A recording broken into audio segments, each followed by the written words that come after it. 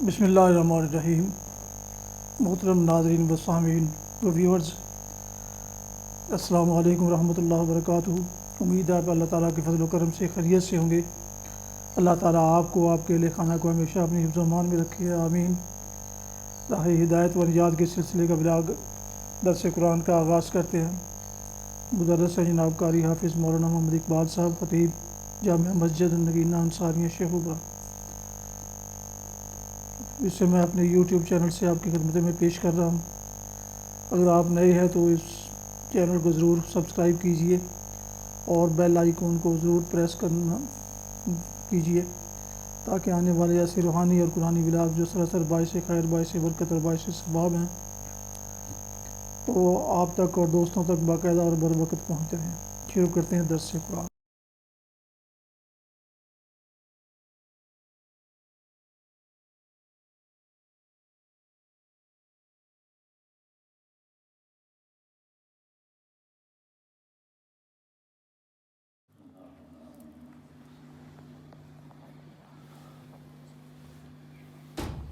الحمدللہ وکفی والصلاۃ والسلام علی من لا نبی بعدہ، اما بعد فاعوذ باللہ من الشیطان الرجیم، بسم اللہ الرحمن الرحیم۔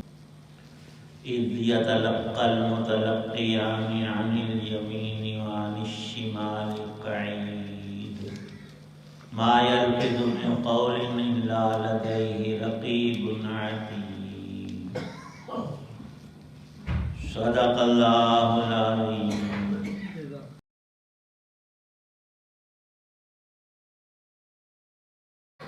اس وقت بھی جب اعمال کو لکھنے والے دو فرشتے لکھ رہے ہوتے ہیں، ایک دائیں جانب اور دوسرا بائیں جانب بیٹھا ہوتا ہے، انسان کوئی لفظ زبان سے نکال نہیں پاتا مگر اس پر ایک نگران مقرر ہوتا ہے، ہر وقت لکھنے کے لیے تیار۔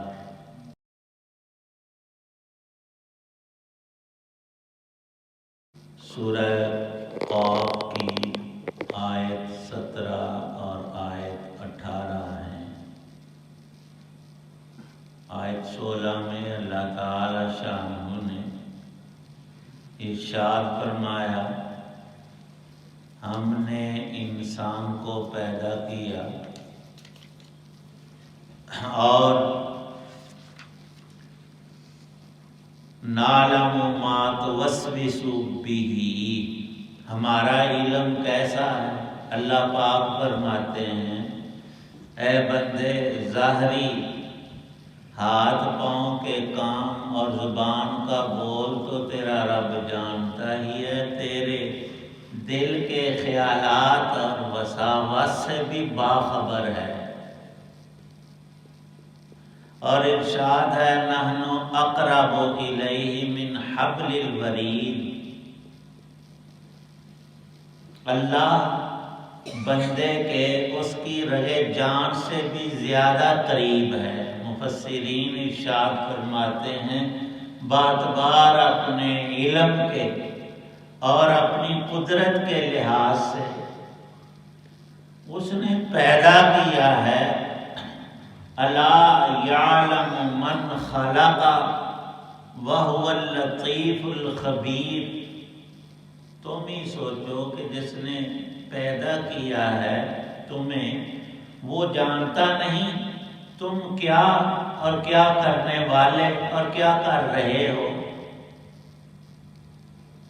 وَهُوَ اللطیف الخبیر، وہ تو لطیف ذات ہے، ہر چھوٹی بڑی چیز کا صرف پیدا کرنا ہی نہیں، کامل طور پر جاننا، اور ایک اللہ ہی ہے جس کا علم ہر شے کو محیط اور اس کا علم کلی ہے۔ بندے کو کسی چیز کا علم ہوتا ہے، کسی سے ہم بے خبر اور بے علم اور جاہل ہوتے ہیں، یہ جہالت کا اندھیرا اللہ کی ذات میں ہرگز ہرگز نہیں ہے۔ اللہ کی ذات تمام عیوب، نقائص اور کمیوں سے پاک ذات ہے۔ علم نہ ہونا یہ کمی ہے، یہ ایک نقص ہے۔ تیرے رب میں کوئی بھی نقص کی چیز نہیں۔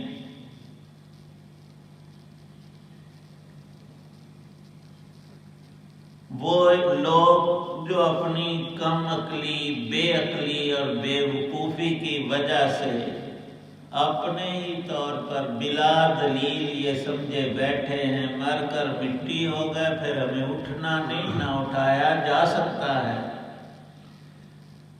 تو دو ہی بندہ سوچے تو وجہ ہو سکتی ہیں کہ مرنے کے بعد جب مٹی ہو گئے تو گویا نعوذ باللہ اللہ کے علم سے ہم باہر ہو گئے۔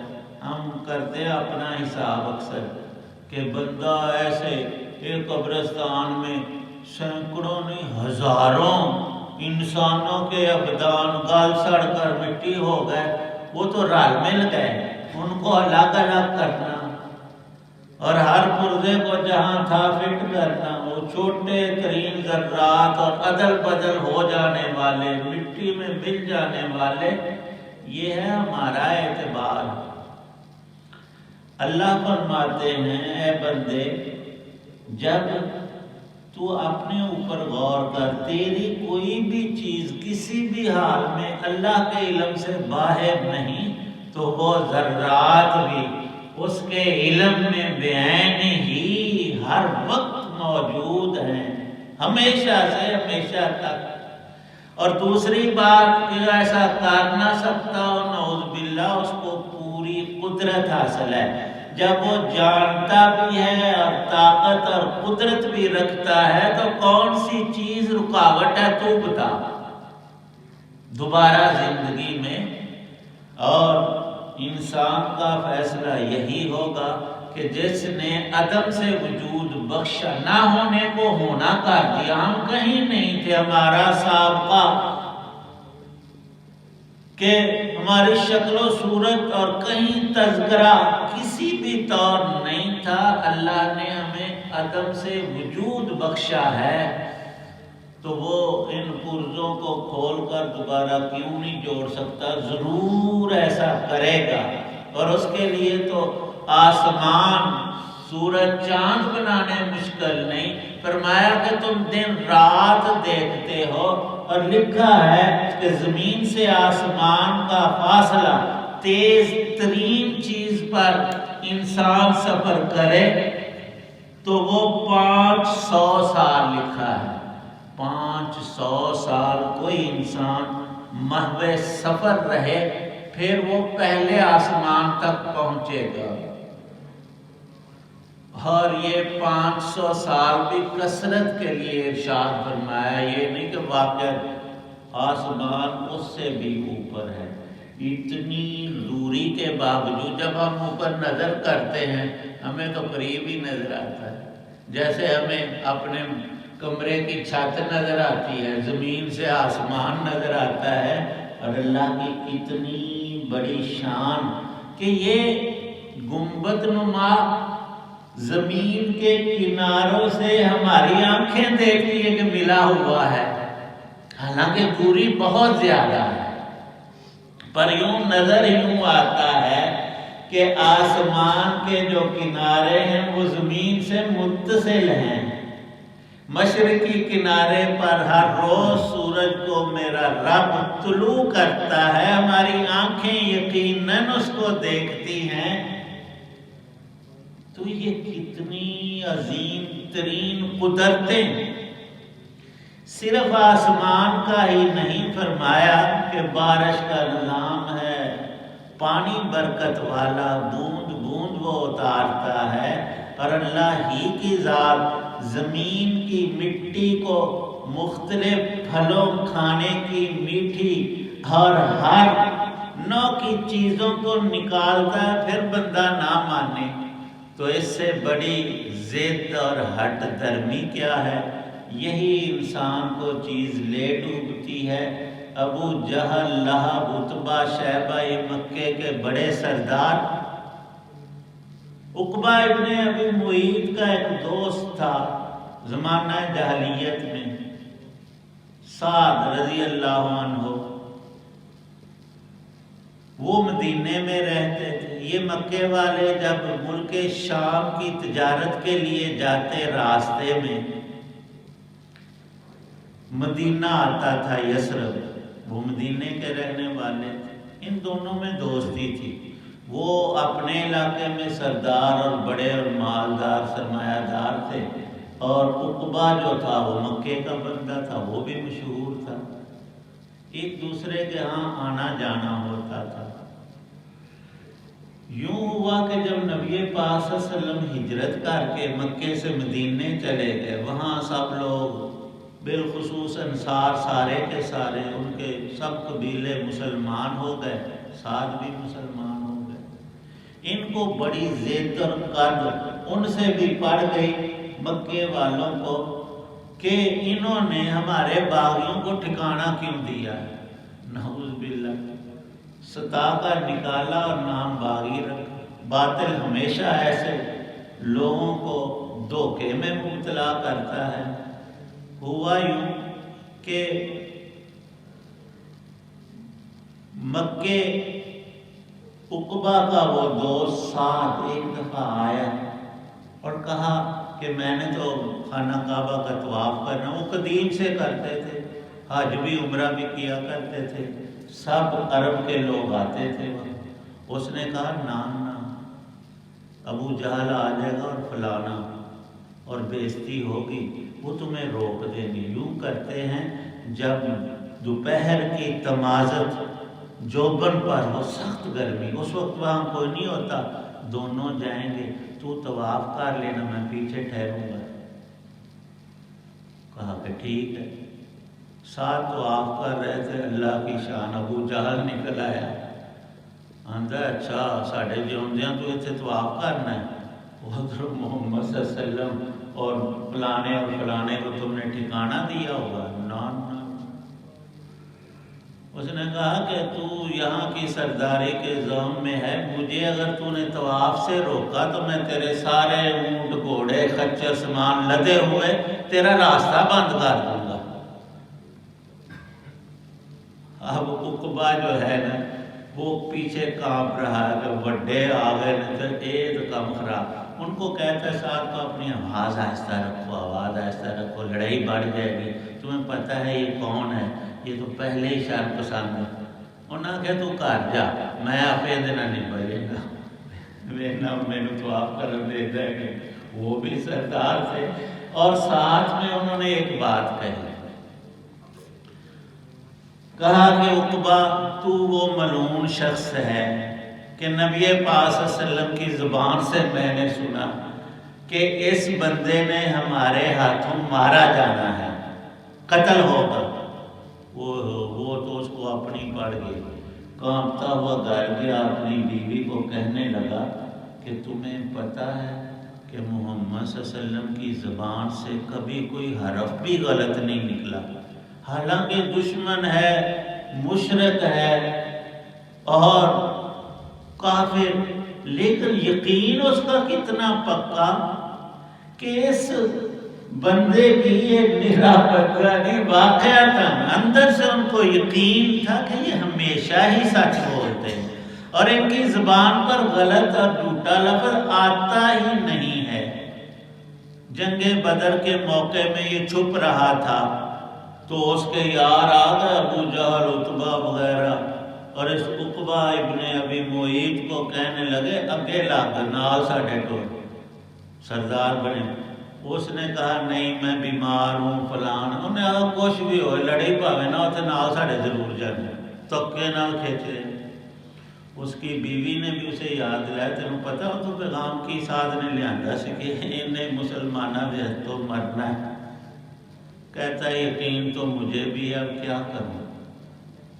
وہاں پہنچا, بدر میں جو 70 مشرکین مکہ بڑے بڑے مقتول ہوئے ان میں یہ بھی مرا ہوا پڑا.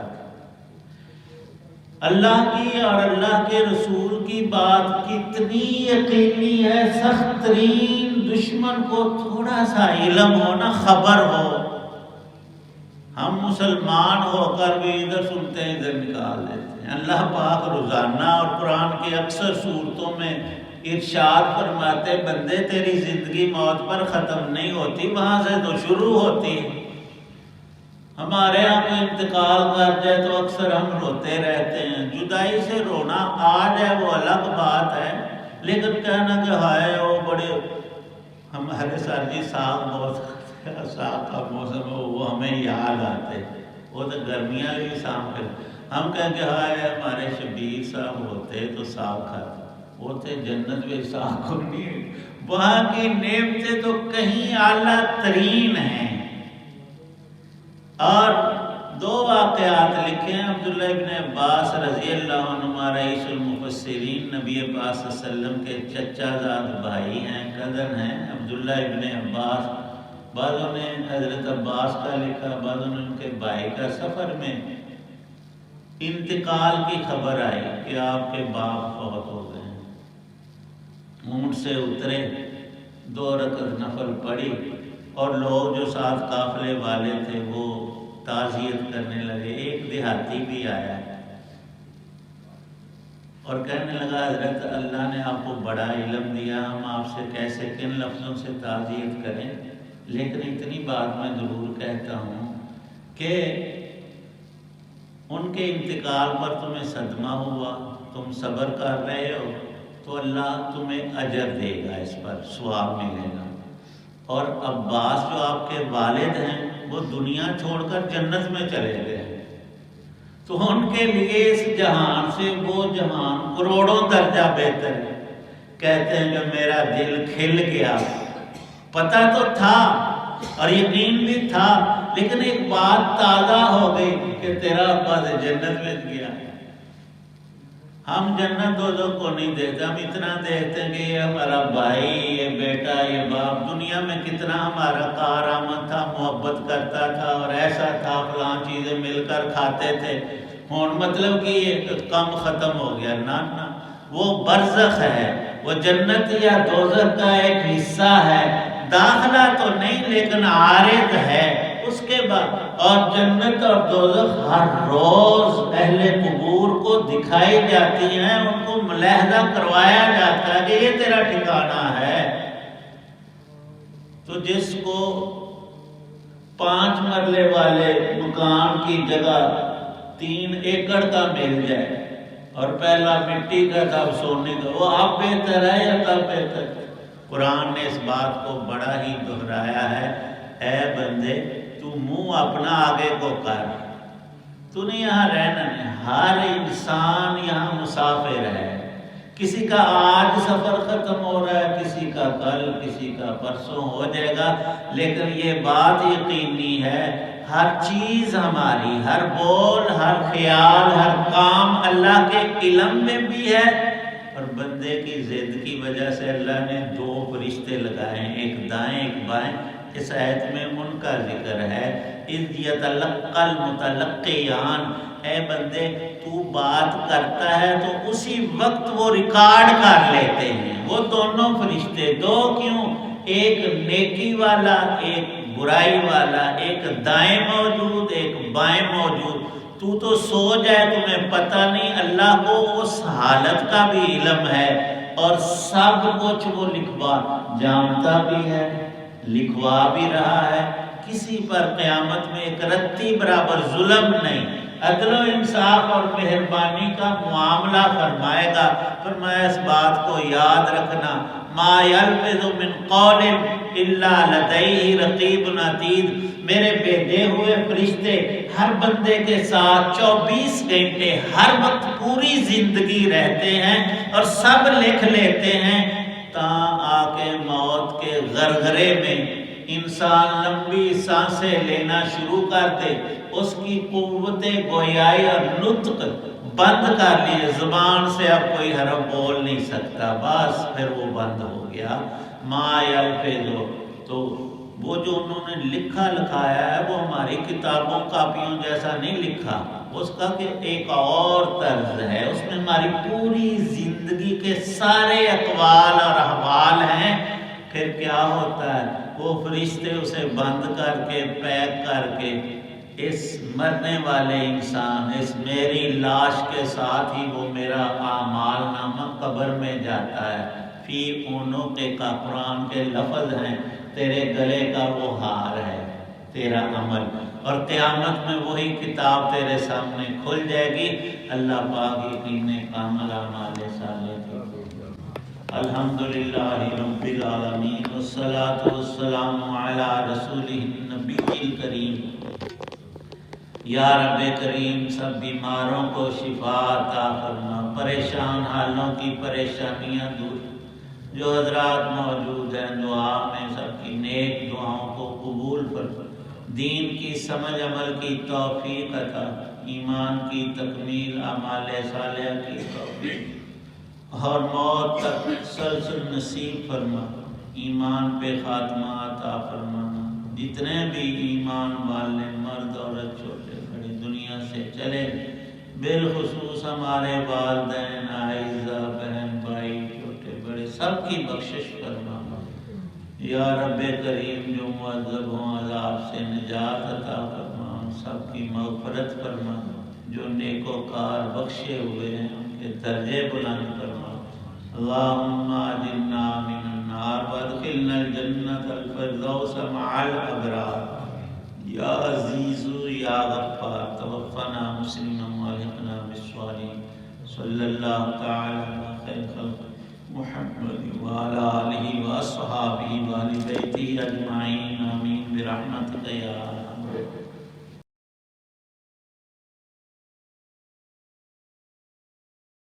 ناظرین اکرام و ویورز، یہ تھا آج کا راہ ہدایت و نجات کے سلسلے کا ولاگ درس قرآن، جس میں آج سورہ قاف کی آیات مبارکہ 17 اور 18 کی تلاوت، ترجمہ و تفسیر بیان کی گئی۔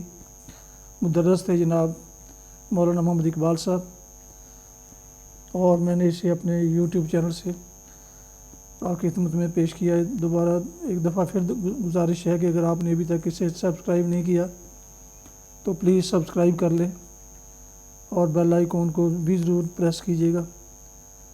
اس طرح آنے والے روحانی اور قرآنی ولاگ جو سراسر باعث خیر اور باعث برکت اور باعث ثواب ہے، وہ نہ صرف آپ بلکہ دوستوں تک پہنچتے رہیں گے، اور یہ سلسلہ آگے تک چلتا رہے گا، اور جتنے دوستوں تک پہنچے گا اور اس کا ثواب آپ کو انشاءاللہ بارگاہ الہی سے ضرور ملے گا انشاءاللہ۔ اللہ تعالیٰ آپ کا حامی و ناصر ہو، اللہ تعالیٰ آپ کو، آپ کے لکھانہ کو ہمیشہ اپنی حفظ و امان میں رکھے، آمین۔ اپنی دعاؤں میں اپنا بہت خیال رکھے، اور اپنی دعاؤں میں پاک وطن، والدین، آباء و اجداد، اعزاء و اقارب، دوست و احباب کے علاوہ اس ناچیز کو بھی ان میں شامل فرمائیں تو انتہائی مشکور ہوں گا۔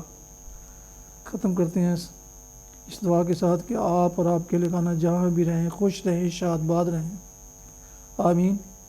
السلام علیکم ورحمۃ اللہ وبرکاتہ۔ پاکستان زندہ باد۔ اللہ حافظ۔